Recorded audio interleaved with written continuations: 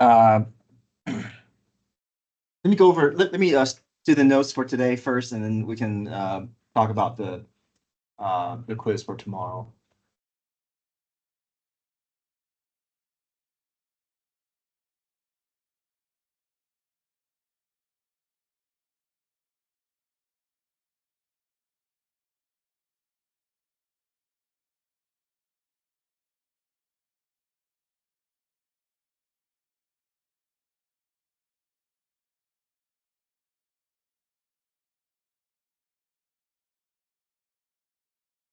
So we talked about finding derivatives for product of two expressions, for the quotient of two expressions.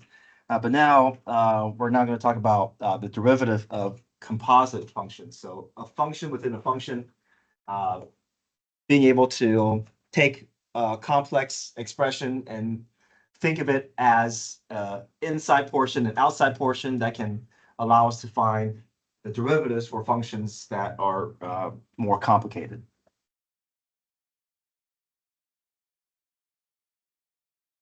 So for instance, if I have sine of x squared, we can think of it as, okay, there's an x squared portion, and then there's also an outside portion, sine parentheses. So we're just going to kind of think of it as,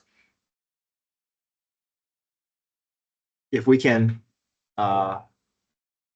separate them into outside portion is just that sine parentheses, and that inside portion is just that x squared, then we're able to find the derivative more efficiently using this rule that we're going to learn, which is called chain rule.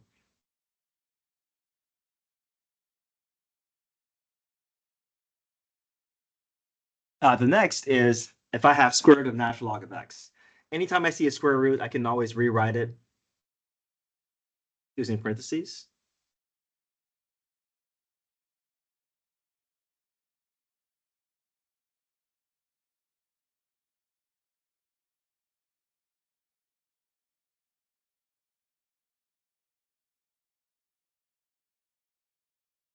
And what can we consider as the outside portion if I have this parentheses to the 1/2, right? So anything outside parentheses is its own function, and then the inside portion is just the natural log of x.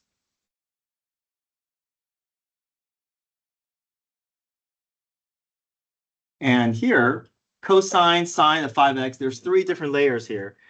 There's the outside, there's the inside, and then there's the inner portion. Can we identify each of them? What's the outermost function there? Just that cosine, right? That cosine parentheses. What's the next step in sine? And then the next step in 5x. Yeah. So essentially, if we can recognize what the outside insides are, then that will be a big help in terms of identifying chain rule and also applying chain rule. So here's the derivative for if I have, let's say the outside function is defined as f and the inside function is g, then the derivative of f of g of x is we're gonna essentially take turns with the derivative of each portion. So the outside portion, f prime. Now, as we take the outer portion's derivative, we're going to leave the inside alone because we're not ready for the inside just yet. After that, then we take the inside's derivative.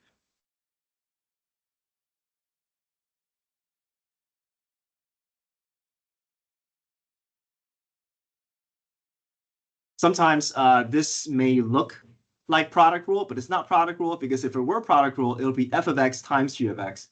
Here, there's only one x, right? It's f of g of x. You got a function within a function. So that's when we know that there's that we can apply chain rule.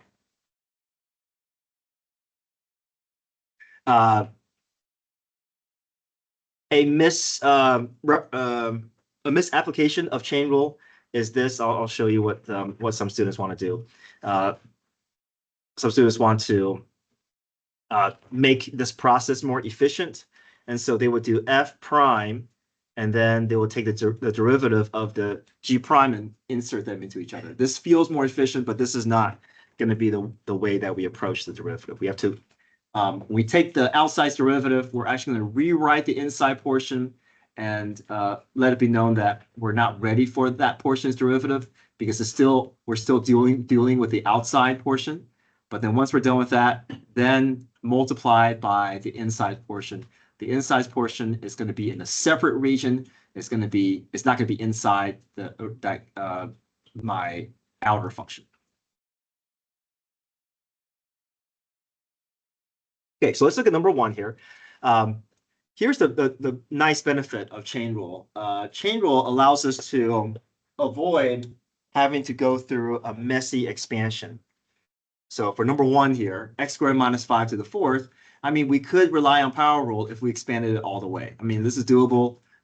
We could use Pascal's triangle and expand everything out. But basically in this course, anything higher than the degree 2, we want to look at something more efficient. So you know, you're not expected to expand anything beyond degree 2. So so here we can treat this as, okay, we prefer not to expand it all the way out. We want to think of it as, oh, I see an outside inside portion. Let's identify it and let's see if we can apply chain rule. So what's the outside portion that you see? Parentheses to the fourth. And then the inside portion, x squared minus 5. Okay, so we're going to take terms with each derivative. Now, when you see this parentheses, just treat this like a variable. Pretend like that's just an x. Okay, so what's the derivative of parentheses to the fourth power?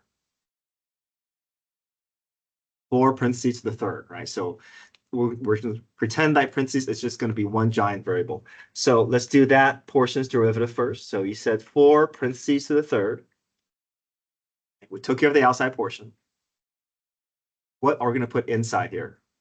Inside this space? X squared minus 5. The exact expression. You're not going to do anything with the inside portion because we're not ready for that yet. Now that we're done with the outside portion, we've taken care of the f prime of g of x. Okay, so this, what we just did, represents this f prime of g of x. Multiplied by, what's the inside portion's derivative? Just 2x, right? That minus 5 goes away, so times 2x. And that's it.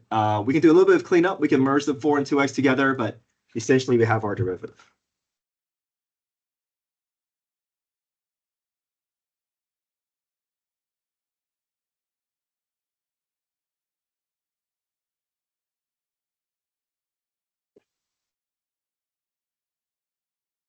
Okay. Number 2, we have g of x equals the square root of 4x minus 3.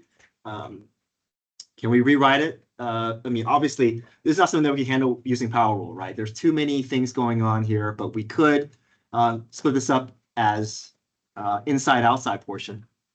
So how can I rewrite this so I can more clearly see that outside-inside function?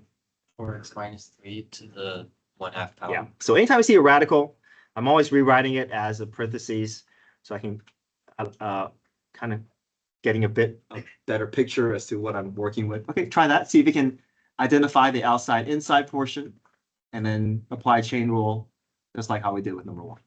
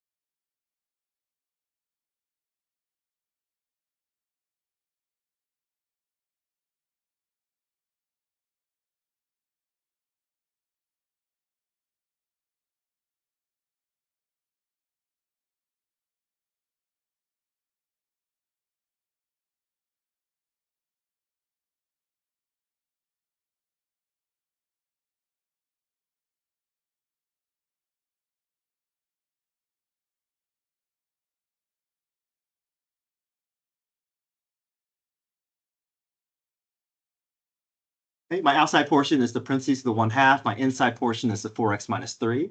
We take turns with each derivative. The parentheses to the 1/2, we just go through a power rule there. Treat that parentheses as its own variable. And then whatever you put inside the parentheses is going to be the original inside expression. Don't do anything with that inside expression. Once we're done with the outside portion, then we can move on to the inside. The inside portion will have its own space. It'll be separate from your initial expression, and it'll always be separated by a multiplication. So 4x minus 3's derivative is 4. In terms of cleanup, I'm going to just get it all down to one fraction. I'm going to resolve that negative exponent. 4 over 2 is 2.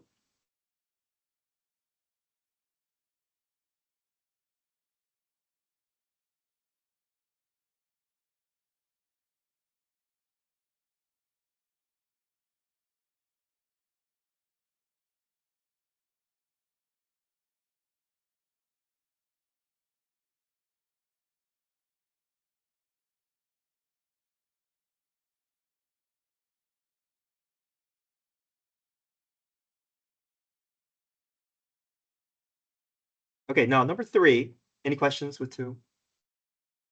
Number 3, we have h of x equals sine squared 5x. Whenever you see this shorthand notation, we always want to use the parentheses to bring it out. Visually, it's going to be more helpful. The way that we write it this way is because it allows it to represent squaring a trig function without having to use parentheses. So, but if we're trying to find the derivative, it's more helpful seeing a set of parentheses. So how would we write this with a set of parentheses? Sine of 5x squared. Right, there's 3 different layers here. And we identify each of them. What's the outermost part that you see? Is that bracket? Yeah, I use bracket just so I can you don't have to, but and then what's the next step in? Sine, well, just sine, right? And then the innermost portion is the 5x. So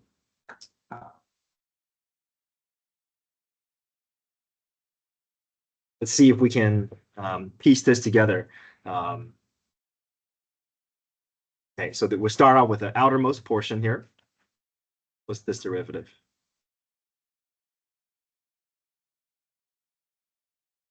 Yeah, just 2 to the first, right? So we'll bring down the 2.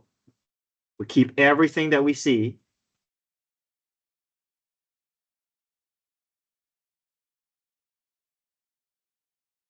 Next up, what's sine's derivative? Cosine. What do we put inside the parentheses? Okay, because we're not ready for the 5x yet, right? Times, now we're ready for the innermost portion. 5x becomes 5, yeah.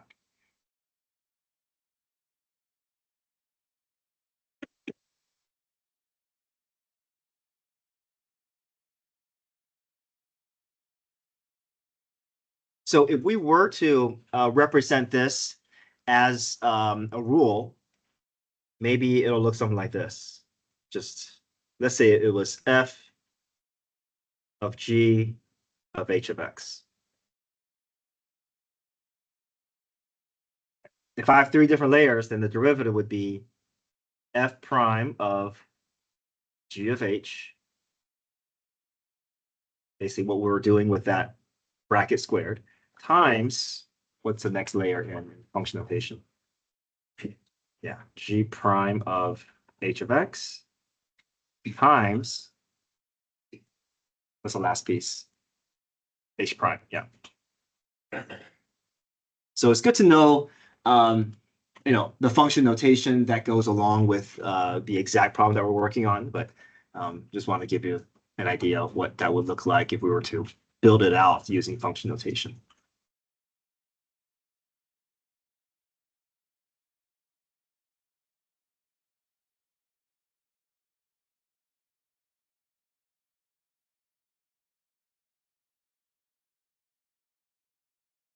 Okay, let me do some cleanup here. because we could clean this up. I can merge the coefficients together.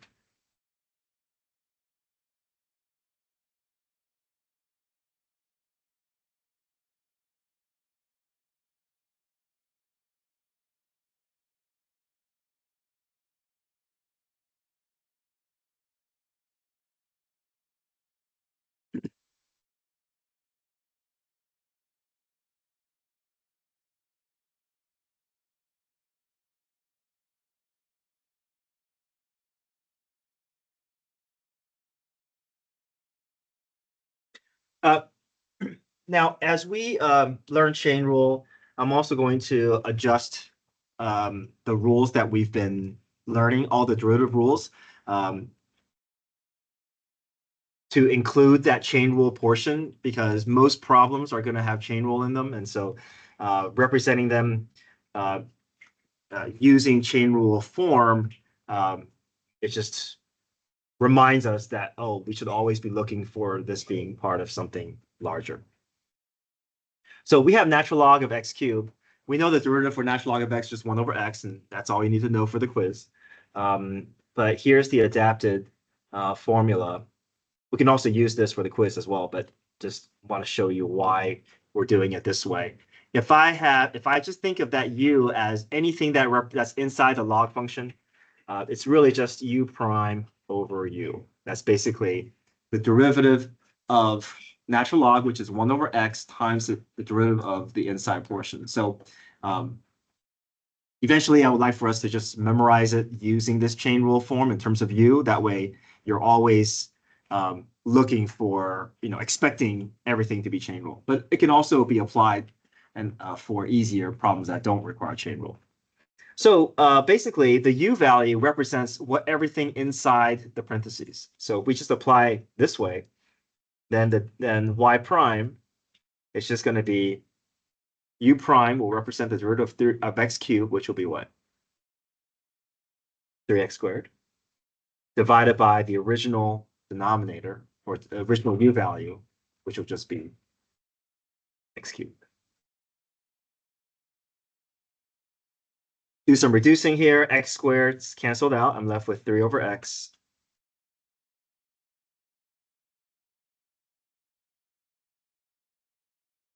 Another way to do this without going through chain rule is we can apply properties of logs, right? Here, if I have an exponent, we can use exponent property here. Where can I put that 3 without changing the problem here? In front, right? Any coefficient, any exponent can be brought out in front as a coefficient. Coefficient can be brought up as an exponent. That's part of a log property. So if I think of it as 3 natural log of x, then there's no need for chain rule, right? It's just 1 over x with a 3 in front, but we should still get the same derivative. The 3 just hangs out in front. Natural log of x becomes 1 over x, and we're still left with 3 over x.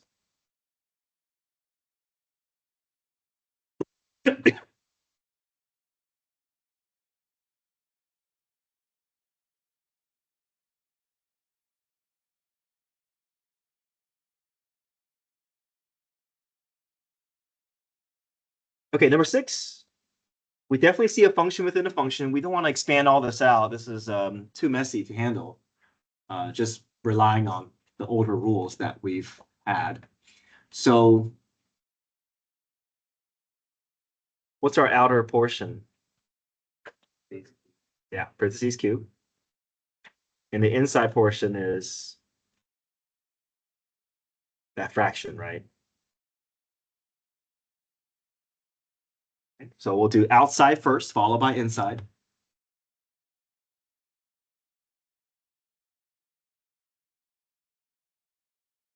Okay, what's the outside derivative?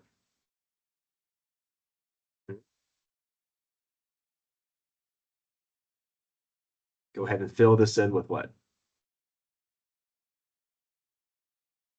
Yeah, the original expression, right? We're not ready for this yet. We don't want to make any changes to that inside portion.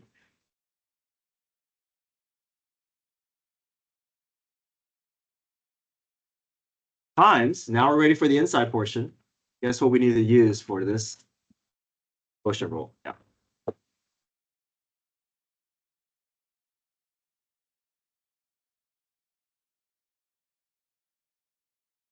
I'm going to set up for quotient rule here.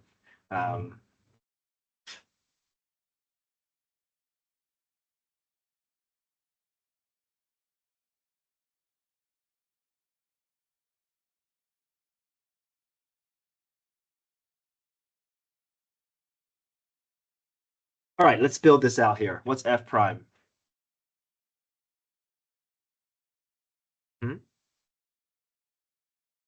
G function. Back to f. G prime. Just what? Mhm. All over denominator squared.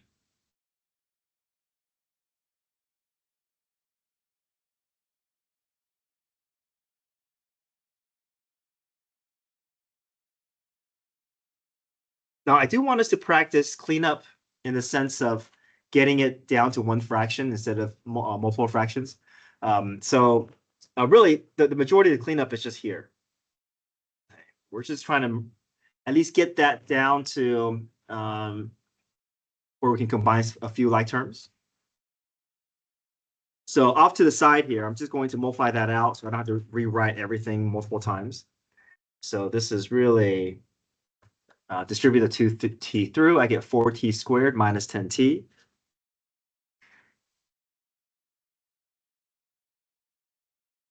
And I'll distribute the negative 2 through the t squared plus 1. So minus 2t squared minus 2.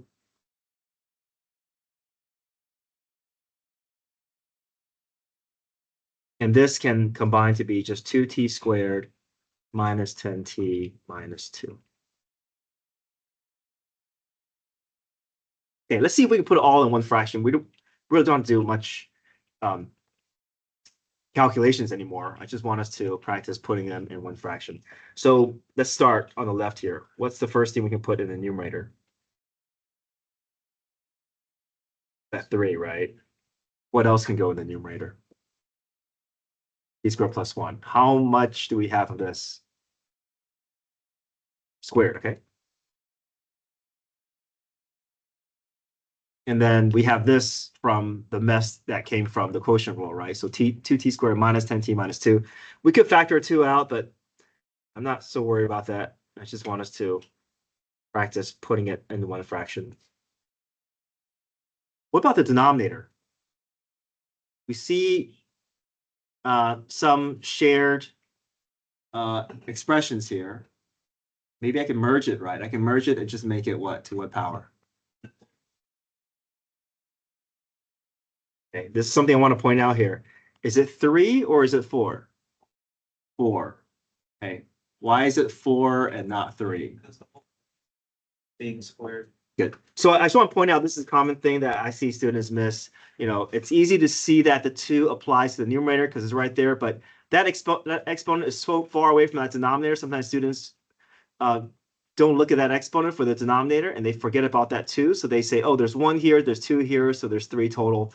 But we got to look at what's being impacted here. That exponent is impacting the denominator as well. There's 2 here, there's 2 of them, there's 2 of them over here. There's going to be 4 total. 4 total 2t minus 5s.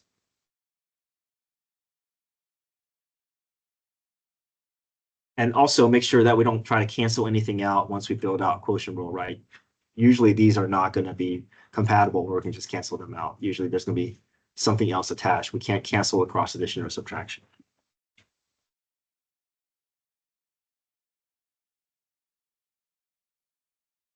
Okay, next page.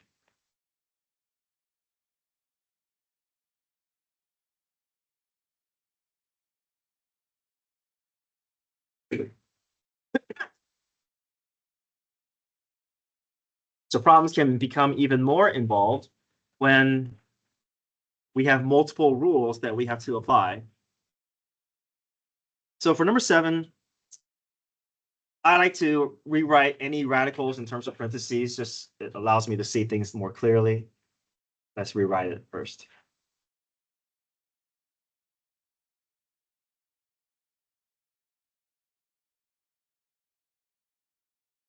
So what do you see here? What's involved? if we want to find the derivative. Product rule, yeah.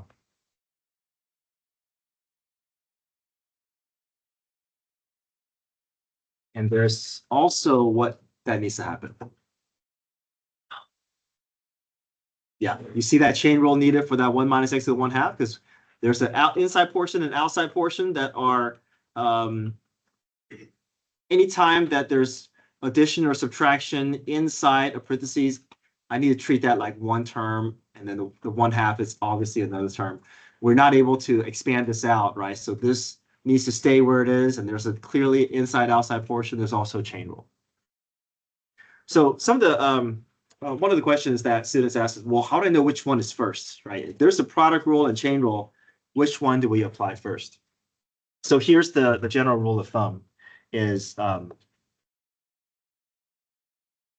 if you're deciding between two rules and you don't know which one to apply,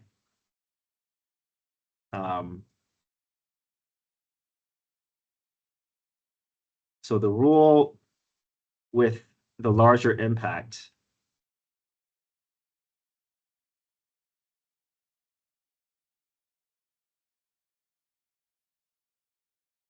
is applied first. Okay, what I mean by that is here, you see that 1 minus x to the 1/2, that chain rule is only impacting half of the problem. But product rule is impacting the entire problem. So we want to start with the rule that has a larger scope. Start large, and then once you're inside that product rule, then you can take care of that chain rule when it comes to that G prime. Another way to think about this is, if your parentheses is only over a portion of the problem, then chain rule is not going to be applied first. But if parentheses is over the entire problem, then chain rule is applied first. That's another way to think about that. Yeah. So could you go by like order of operations to go parentheses first and the multiplication, or would that just get you the wrong answer? In a sense, yeah. Yeah. Because your parentheses is always going to be applied first. And so, we think of parentheses as separating a larger and outside and inside portion. So you can think of it that way. That's yeah, or order of operations. If the multiplication comes before parentheses, then product comes first. Yeah. If parentheses is over everything, then chain rule comes first. Okay, let's try that. Let's build out product rule.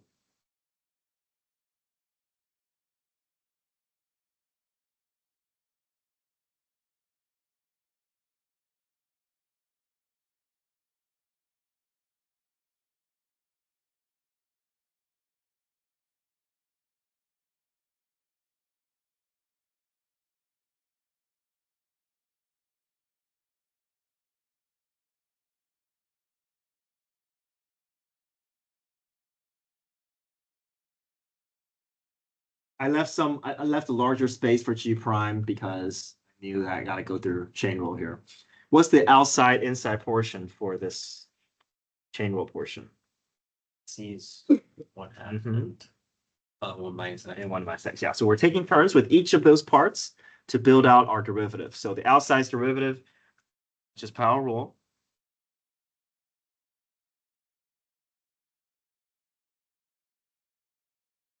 Times the inside portion's derivative, which is just what?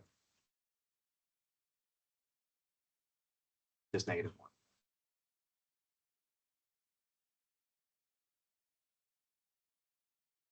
We do a little bit of cleanup here. I can leave it as parentheses, or I can bring it back as radicals.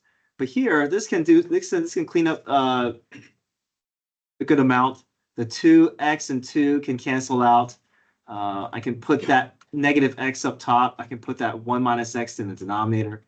I just like to have positive exponents. It feels easier to evaluate, to think in terms of positive exponents and negative exponents.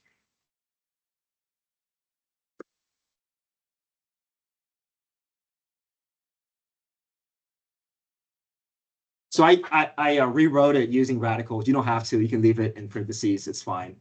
But we do have to go further than this. We are asking about the derivative at a point. So positive exponents. Just makes it easier to evaluate. So once I had my cleaned up G prime, I replaced every x with -3 and just see if I'm able to get those numbers to merge. So I get 2 times root 4, which is 2 times 2, which is 4. Two negatives cancel out, so 3 over root 4, which is 3/2. 4 plus 3/2 is 8/2 plus 3/2, which is 11/2.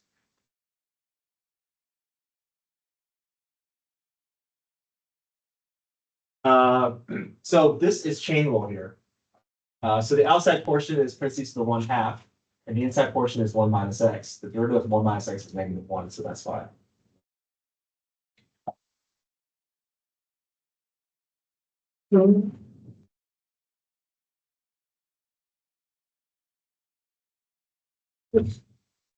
Okay,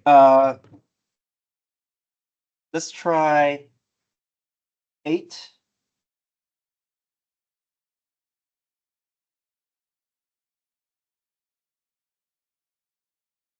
And let's see if we can represent our derivative using chain rule. And then we can use the table to evaluate the slope for us.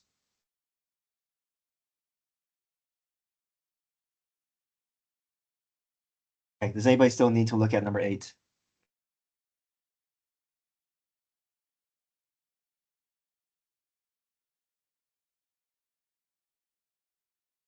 Okay. So where's the chain rule applied here? There's the outside, inside, right? What's the outside portion? And the inside portion is g of x. Yep. So we'll take turns with each derivative. We build out the derivative one at a time, and then replace every x with 4, and then use the table to replace them and get it down to a numeric value.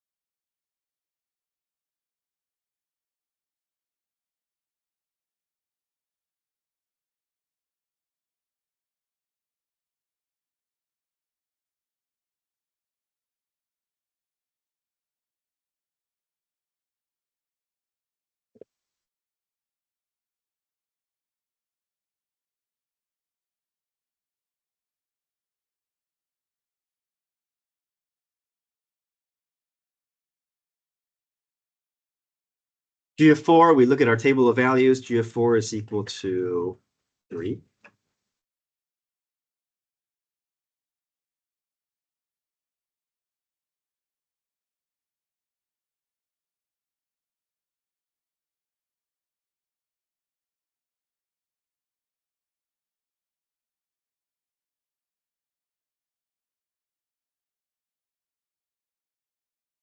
Okay, try the next two, B and C, and then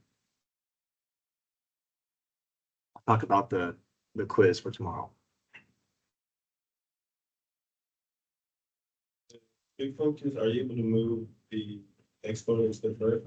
We can't, yeah. Not like logs. Yeah, we can't.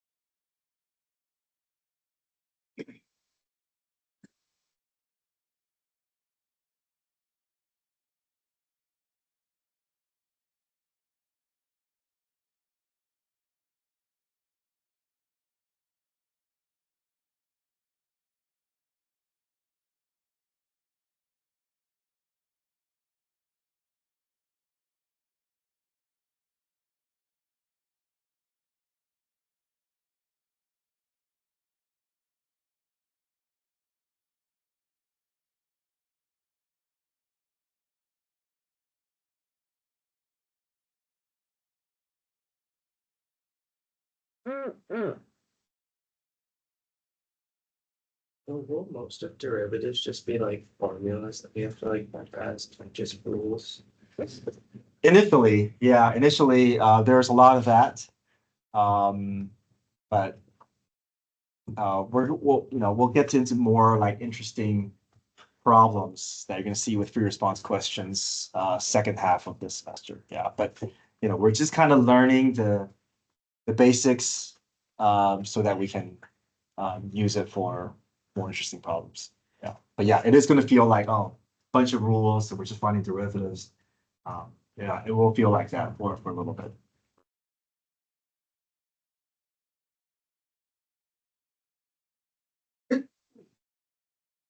But then when we get to a free response question, doing this would be like the last part of the problem, like building out, recognizing, oh, this is this problem, and we have to solving a larger problem, and then at the end being able to get to this.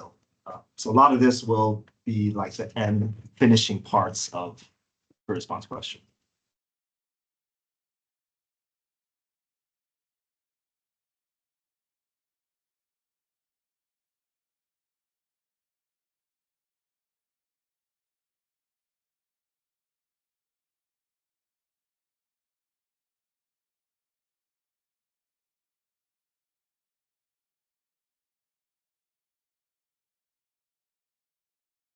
Okay, any questions with these?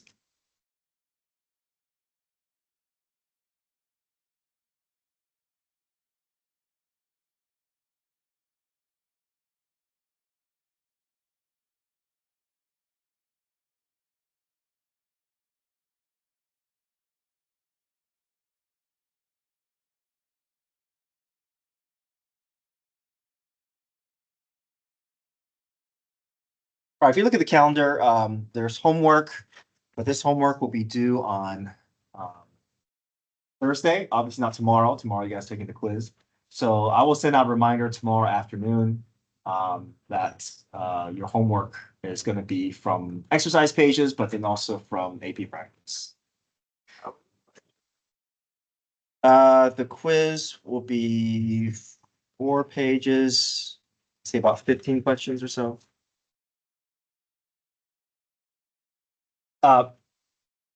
Let me just point out a few things from the morning review.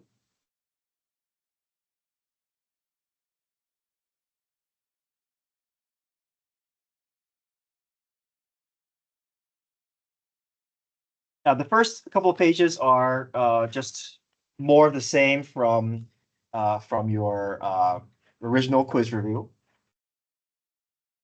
So if you haven't had a chance to work through it, definitely spend time tonight working through it. I caught some mistakes on the key. I just want to point out this is on page 2, number 10B. The answer is correct, but I made 2 mistakes, and those 2 mistakes cancel each other out, giving me the right answer. So it should have been product rule. I put a minus here before, so it should have been plus, but that didn't make a calculation later on, but it still ends up, the key ends up being correct. It's just, on my key, I showed quotient rule. I showed minus instead of plus. I should have done the plus. Okay, so that's one thing. The other thing is, number 17, I didn't finish off the problem. F prime of 5 equals negative 21. I want you guys to be able to find the derivative, evaluate at a point for both the general and the alternate definition. But the good news is you know what the answer is going to be because you can just use power rule. But I want to have you guys know the steps. Okay. So make sure you know how to do derivative on the general side, derivative on the alternate side. And then 15, you'll see a problem like this where I'll give you a fractional expression, but I'm going to actually find a derivative without using quotient rule. Okay. I want us to be able to do power rule with this problem. There's only one term in the denominator. So this is the most labor intensive problem. So let me just kind of walk through it. You want to expand out all the numerator as much as you can. Careful, square root of x to the 7. These give students trouble. Okay, just want to point that out. Right, this is x to the 7 halves. This is x to the 5/2. This is not x to the 1/7. This is not x to the 2/7, right? So just want to point out this is a common radical that is or misinterpreted radical. So once you expand all your numerator out, separate into individual fractions, and you're using power rule, so you want to bring up all the variables. So you subtract all the variables, but leave the coefficients in the denominator. Push out those coefficients. That 3 as 2/3. Clean up that 12/3. Clean up that 18/3. And then once you get it ready for power rule, then apply power rule. The only thing that I ask to clean up is bring down the negative exponents. If your numbers are not cleaned up, that's fine. I just want the exponents back down to the denominator.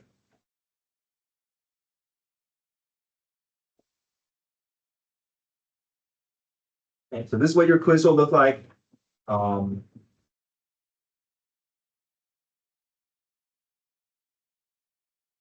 Make sure you know your derivative rules. Let me do that then for 5 minutes or so. If you can just find a blank sheet, let me write up the rules and see if you can recall each of the derivative rules.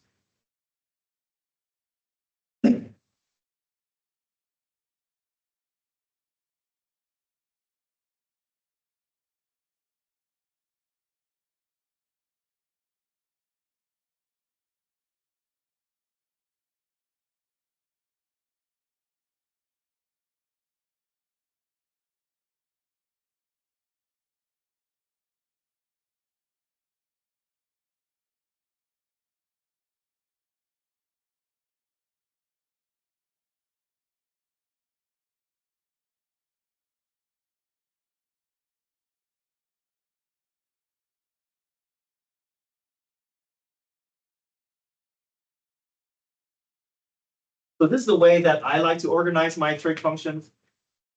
All my C functions are alphabetical, COS, COT, CSC.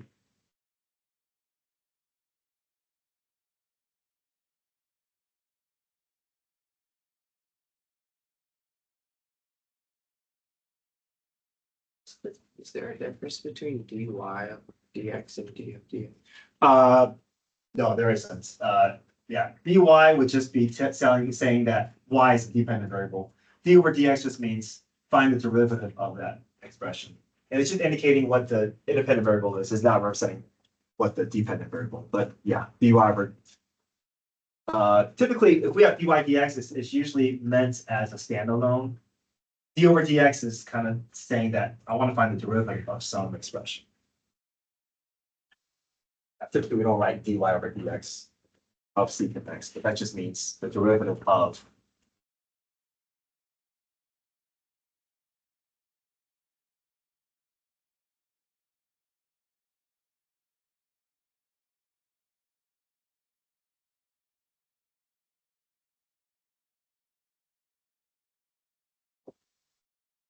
Okay, give you another minute and then I'll put it up, see how we do.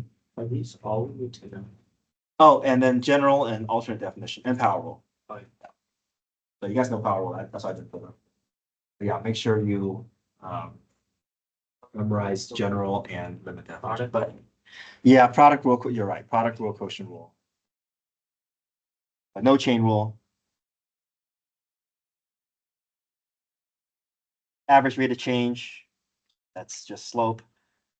Point slope form. And then trig values, unit circle. So make sure.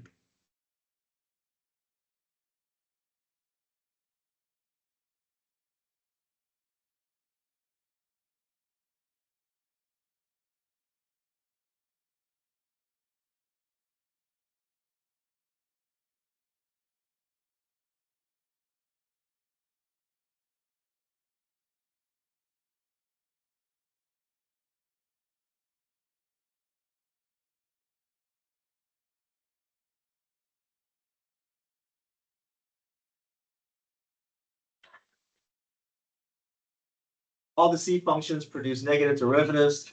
Tangent and cotangent have a similar form in terms of their derivative. Secant and cosecant have a similar form in their derivative.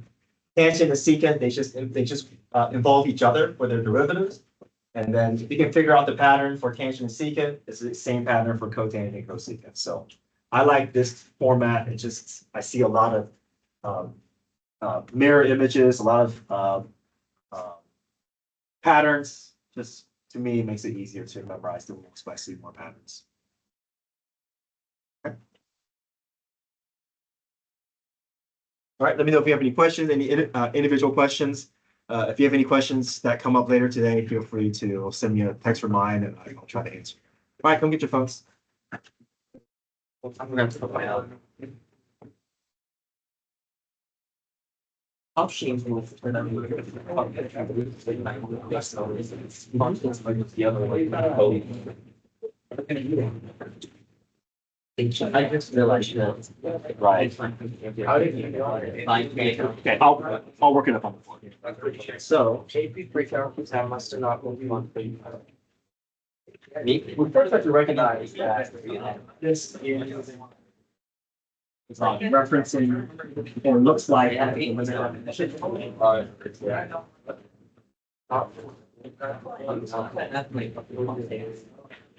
So if you see a limit problem, you know that it doesn't have to be. That's your going.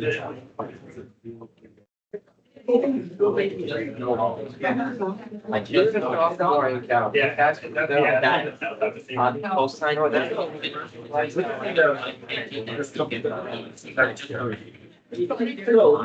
I learned that this is like eighth grade and I just noticed. And that's what. So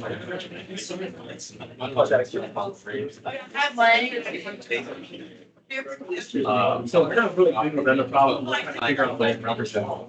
So function is. Yeah, so we know that.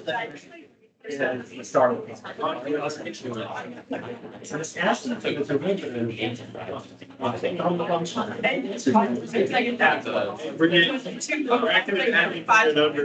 I know. No. You saw this. You had to do about that. You want me to give it to you? I'm gonna see there. I can went across your lane, I mean, you could go to chamber as well. You have everything. You go. What is the update? Plug in. This just means find the. Other function. Points back. Once you know what it's asking, you can solve this. Oh, that's right. Oh my God. I'm good. Those ready to Yes. Yeah. Well.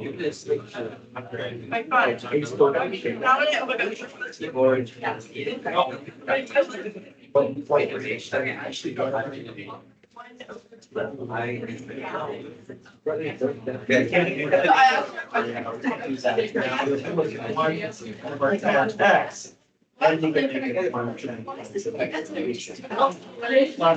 That's seven. Yeah.